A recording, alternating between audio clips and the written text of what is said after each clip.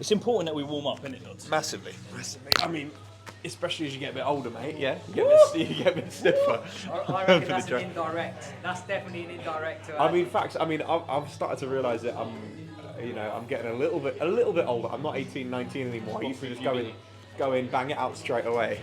But you just find you don't get those little niggles creeping up on you quite as badly.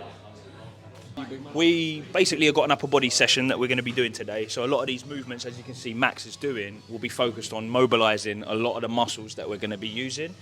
But as Max said, for me, it's like my WD-40. I do it just to get rid of any kinks, get everything fired up, and then I'm just in a good place to start actually warming up when I get on my actual exercises.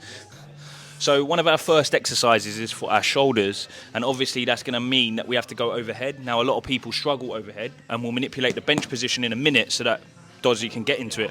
But this exercise he's doing now, it's called puppy pose. Great exercise. If you struggle getting your hands overhead, or if you're a little bit tight for your upper back, bang it out. Like that. Push yourself. Imagine you're trying to drop your chest between your shoulders. Feel it all round here. Little thing, can you see how his arms are flaring out? Obviously, Max loves to bang it out and has big muscles. That's obviously going to happen, so just try and put them inward as he's doing. Got Andy on a 65 degree. So it's a shoulder bias exercise, but the reason why you wouldn't go fully vertical, people struggle to get into this full overhead position. So this is going to offset that by having the bench at like a 65 degree angle, ballpark. Bosh, there you go, look at that. He's giving it work. What's the weight on that, bro? It's warm-up weight. It's warm-up weight. Yeah, it's fine. we've got to do a few warm-up sets simply because got to get some grease in the groove. So you've got synovial fluid in all your joints. It's like a waxy consistency. As you perform some reps, we'll just get some movement through a joint that turns viscous, and all of a sudden it's like a lube for your joints. You need that exactly oil for it so everything moves smoothly. Bosh. And the other thing is, George, neuromuscularly, so his brain connection with actually doing the exercise, he's turning on things ready for heavier weights to come. So it mitigates risk of injury, as Max says, but it also primes things so that he can lift his working weights. Because if you're not lifting the right weights that are challenging, then we don't change. You've got to get comfortable being uncomfortable.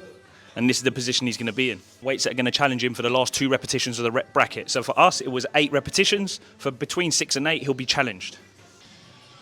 Seeing as you're going to ask me a question in a second, research is very clear that strength training is good for the brain. So I'm going to prime myself before you ask me that question. Let's go. Talk us through the training gear right now, bro. I see you looking suave. Talk us through the training gear. The fit. It's all about the oversize. I realised this when I was a teenager. I was a bit skinny. I was playing basketball like 4 hours a day, so there was like nothing of me. But still, you'd wear the skin tight, the compression stuff to feel like you're well.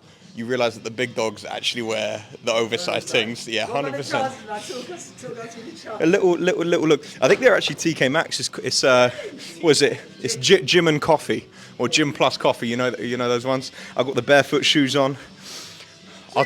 They are not stylish. I've got to admit that. Exactly. It's function over form, lads. That's what it's about. Listen, Andy, something on my mind. I've made some outrageous life decisions when it comes to my diet, when it comes to trying to lose weight and build muscle. And listen, I've got a question, man. Something that I can't quite work out is, why is eating less not the answer to weight loss? George, in theory, this is absolutely correct. And this is where a lot of people go wrong. They think, yeah, calorie deficit, I need to eat less. But if we think about it in application, you can actually volumize your plate with foods that have less calories in them. So for example, if you think of a Big Mac having 500-600 calories in it, this much on your plate, versus a plate of stir fry that has equal calories in it, but you have this much on your plate, the one thing that you mitigate is hunger. Now this approach will allow you to be in your calorie deficit for a longer period of time. Summarise that. Really simple, really simple. If you can eat more with less calories on your plate, you will help your hunger. And if you help your hunger, you're likely to stay in your calorie deficit for a longer period of time. Which means what? You eat more, but you actually have less calories on the plate.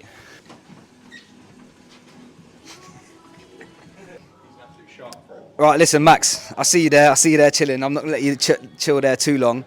Listen, overall movement.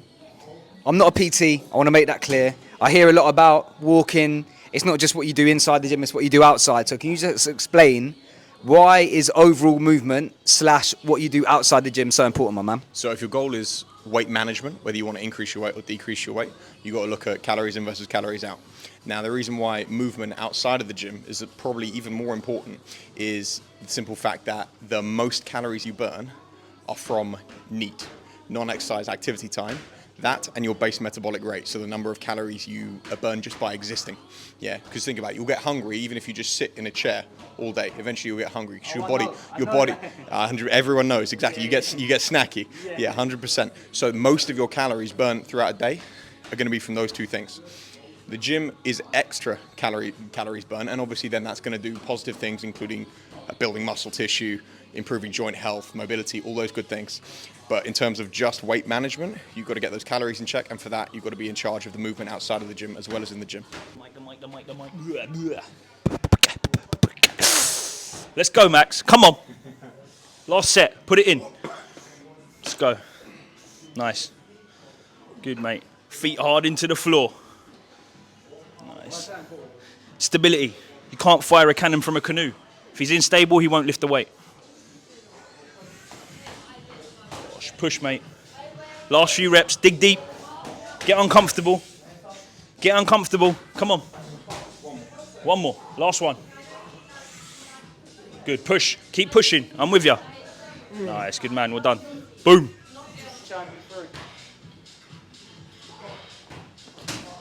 Let's go, big man. Keeping the same weight, all 4 sets. Not like George, not going crazy in set 4. Yeah, you got to keep pushing yourself back into the bench.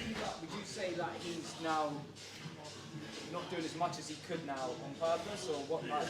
No, 100%. You can tell, you always just want to be working with intensity. You could tell by Andy's set just there, last rep, much slower on the concentric or the way up than the rep at the start. I didn't have much left in. Yeah, exactly. You can tell 2 things. If someone's got something in the tank, 2 things. Does the form change or stay the same? And does the speed change or stay the same?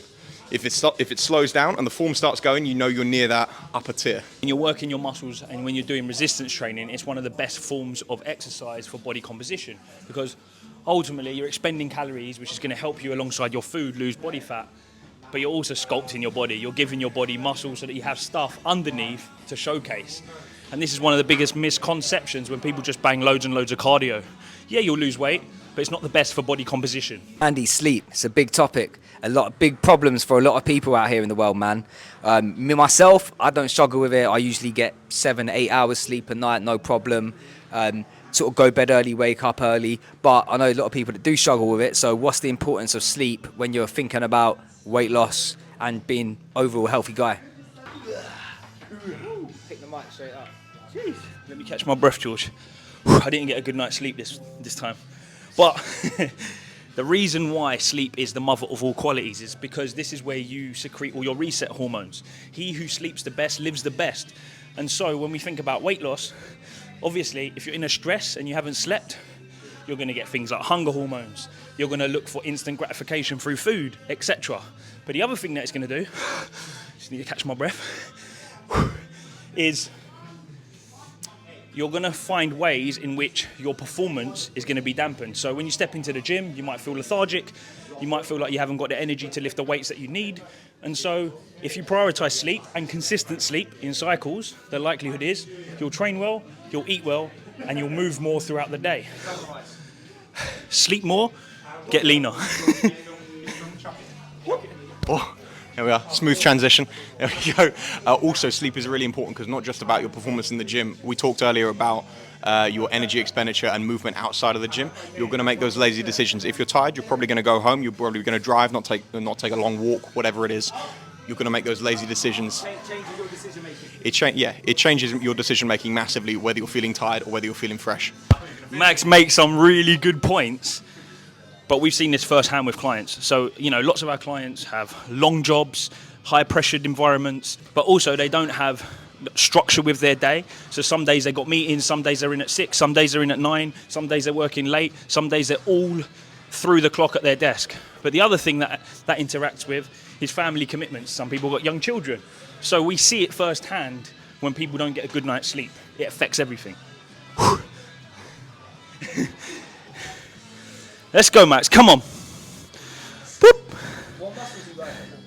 He's working his shoulders, his triceps, and his pecs. Primarily his upper pecs. Max, go long. Think fast. Oh, transition.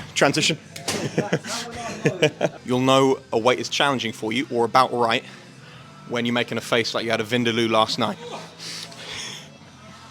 And he's demonstrating that beautifully for me. A more scientific way of maybe knowing is your rep speed. Does the rep slow down when you get to the end of your set? And does the form change at all? If you're able to maintain good form and the last rep is as quick as the first rep, you need to go up a weight. Come on, it's those last 2 reps, as he said. Reps slowing down. He's looking at cheat techniques to get it up. The facials, he looks like he's had a Vindaloo, a meat one. I really would shit myself if it was a meat one. So, Andy, you said now that this wouldn't be best for weight loss. This wouldn't be the best. What you're doing today, the workout you and Max are doing right now, wouldn't be the best for weight loss. So, what program, if I was trying to lose weight, would be the best? I mean, let me just clarify. You can lose weight doing this program and it can be effective for people. But what we see over the many years of training people like you is you haven't got much time. And so we can't just spend a whole day working our chest, for example. So we try to put together full body workouts, maybe 1 to 3 times a week, so you can get a lot done in a short space of time. The other thing is, if I'm going to put into a summary, I'm out of breath. My heart will be pumping and there'll be a lot of caloric burn that I'll be using alongside obviously it being resistance based, and I'm working my muscles. And as we said in previous questions, that is the best way to improve your physique. One of the most common things you get are people telling you they haven't got time to train, or whether it's do all the things outside of their sessions that they need to do to actually achieve the goal that they want, whether that's increase muscle mass, reduce body fat, all that good stuff. So things I would say they've got to prioritize: efficiency of the workout. How can we make the workout fairly short? They hit a lot of different body parts quite quickly. So usually I would pair something that's a push, a pull, a legs, a core, basically exercises all one after another that aren't going to negatively impact the other one, other than their heart rate elevating. Because realistically, your push, or you say your Smith machine incline bench, is not going to affect your squat. So I can pair 2 things together like that. So they burn more calories, they get more bang for their buck in their time. I just make the workout as efficient as possible so they can burn the maximum amount of calories and get the best result in that short space of time they've got. Bonus material. We still worry about your health. We still want to make you fit and healthy. It's not all about your physique. And so doing full body workouts, as Max said, gets that heart rate up. It improves your health markers. And we see clients walk away less stressed, better health, and obviously leaner and more muscular. Who doesn't want to do that? So talking about exercises you want for a weight loss program. So you've got to think, especially if it's time sensitive, you've got to think about bang for you. You've got to think about, I can only get so close in this one, George. There you go. This thing's going to, like Neo from the Matrix. There we go, and he's in. There we are. So when it comes to weight loss, the sort of exercise you want to be prioritizing: compounds, stuff that's going to use multiple muscle groups. You want to avoid most isolation movements. And secondly, don't be sitting down. Yeah, get your ass up. You've been sitting down all day. You can't be sitting down on a leg extension machine. Yeah, do some squats, do some lunges, whatever it would be. Yeah, just don't be sat down. Move. Basically, let me just get this straight. I don't know about health markers. I don't know about heart rate. I don't know about what I should eat. All I know is I haven't got time. So am I right saying, Max, come here. So am I right saying what you boys are saying is you make it easy for me to achieve the things that I want in the time that I can give you? As easy as possible, and on top of that, probably achieve things you didn't realize were really important, but you feel the benefit of it when you go away from the session. Sign me up. Yeah. Talking about kitting out a home gym, looking at a story I had from lockdown, so I decided to buy myself a whole multi-gym, which took up more than half my living room. It was one of the dumbest purchases I made. Luckily, I managed to flog and make most of my money back. But if you're kitting out a home gym, priorities, simple: bench, rack if you can, cables, dumbbells. That's it.